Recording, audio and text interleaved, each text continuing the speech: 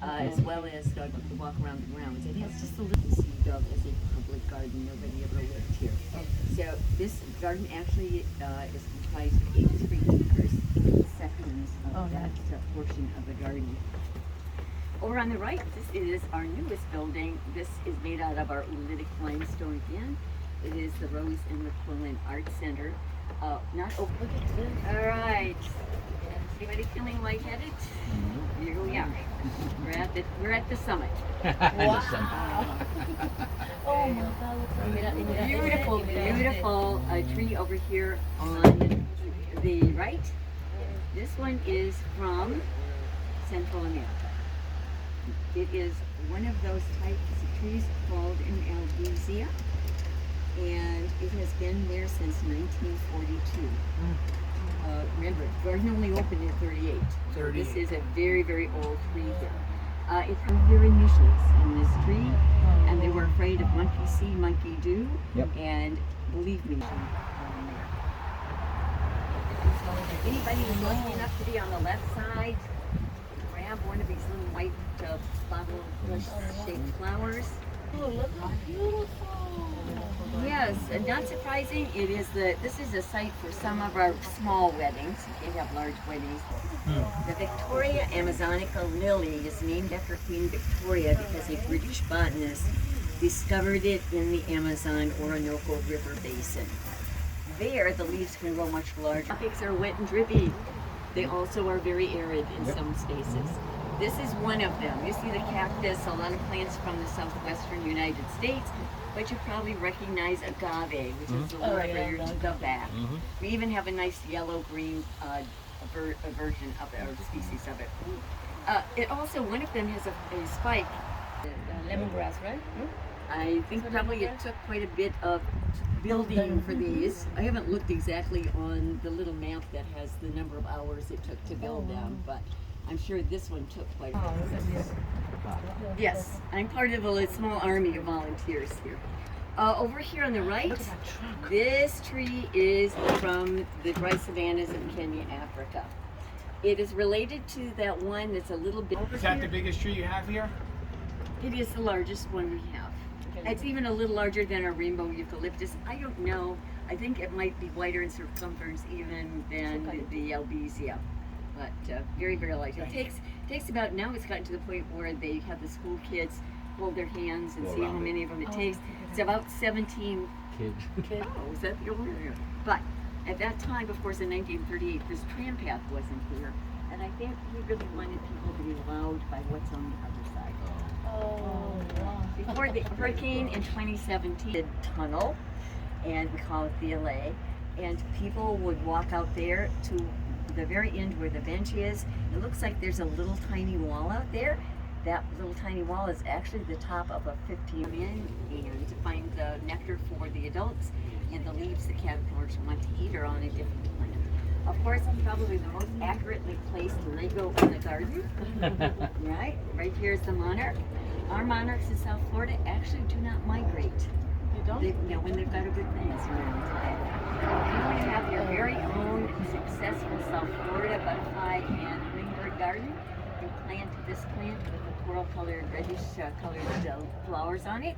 It is called firebush. Yes.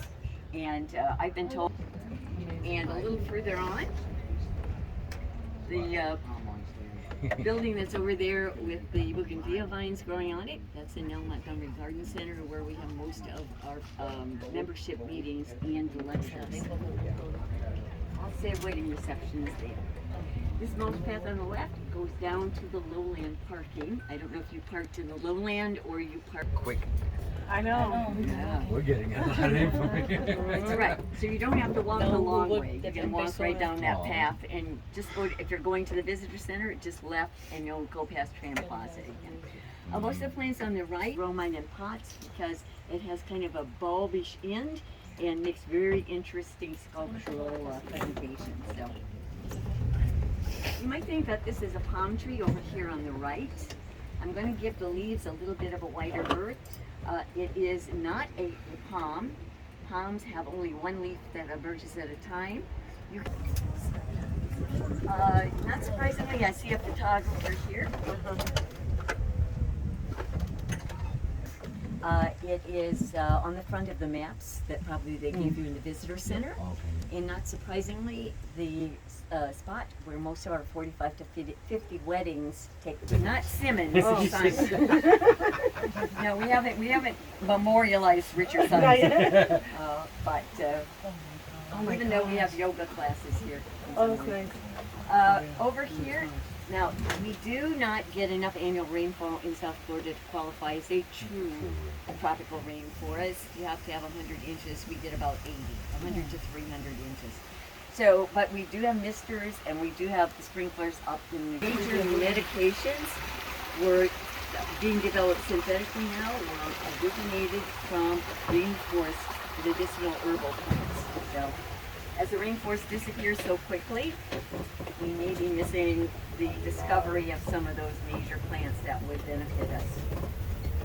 Of course, all of our epiphytes, again, up in the trees, a lot of orchids, bromeliads, and Spanish moss hanging from there. Now, we're almost to the cafe.